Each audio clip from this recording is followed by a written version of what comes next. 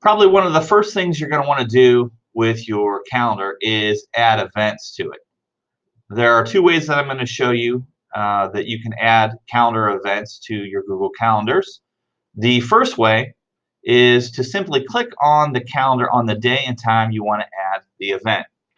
So let's say that I want to add an event on Tuesday, February 27th, and I want it to be around 10 a.m. So I'm going to come down here and click on this box right here. So this little mini window appears, and I can add a title. So let's say I have a meeting. Then it tells me, okay, it's on the 27th. Good. Starts at 10, ends at 11, and all this happens on the 27th. So it starts and ends on the same day. I can change that. If I really meant to click on 9:30, I could switch it to 9:30 and switch it to then 10. So now it's just a half-hour appointment. That's fine. You can make those changes here. I can also specify which calendar I want this event to be associated with. This drop-down menu displays the calendars that I have available to add events on. So that's all good. And if I was satisfied with that, I would just come down here and click Save. A couple other things I want to touch on this window is that you also have the ability to create a reminder.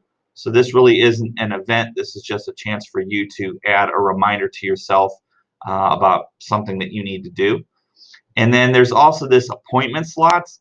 I'm actually going to make a separate video that talks about how to add appointment slots on your calendar. And the use of this would be if you wanted someone to sign up to come and be a part of something on your calendar, you could specify appointment slots. So look for that video on creating appointment slots in Google Calendar to see how that's done. So that is the kind of the mini version of this, but there are other options available to you that you can include in this. So if you want to get the full list of things you can do, you're going to click on more options here.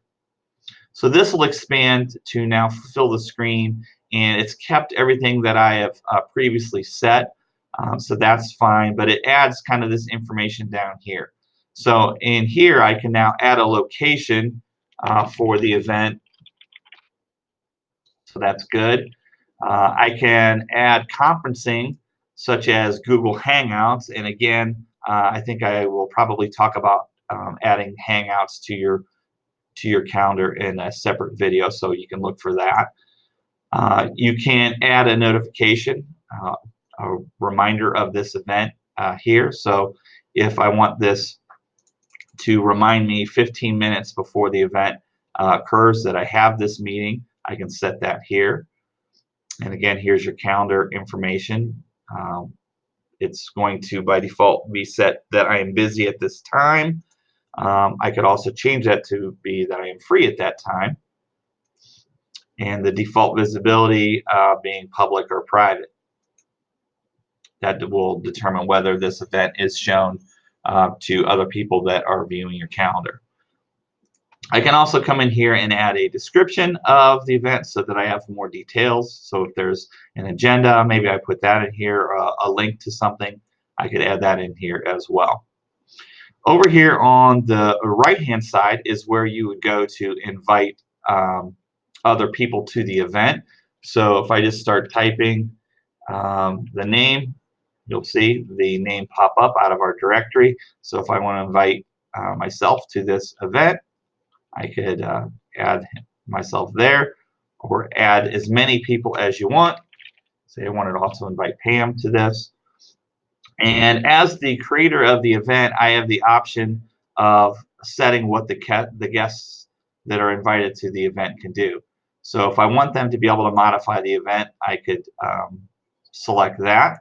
If I don't, I can just give them the ability to invite others or to see the guest list. You can turn on or off any of those features. Rooms, at this time, I don't believe we have rooms set up, but you can also set and reserve rooms for the meetings to take place as well. So maybe look for more on rooms be coming up in a later video, or more information later coming on that. So once I have all this set up and my settings selected that I want, I come here and click Save. And if I would like to invite the guests, I can send the invitation at this time. So I would go ahead and click send. And there you go. That event is now displayed on my calendar. The second way that you can do this same thing is to come down here and click on the plus sign.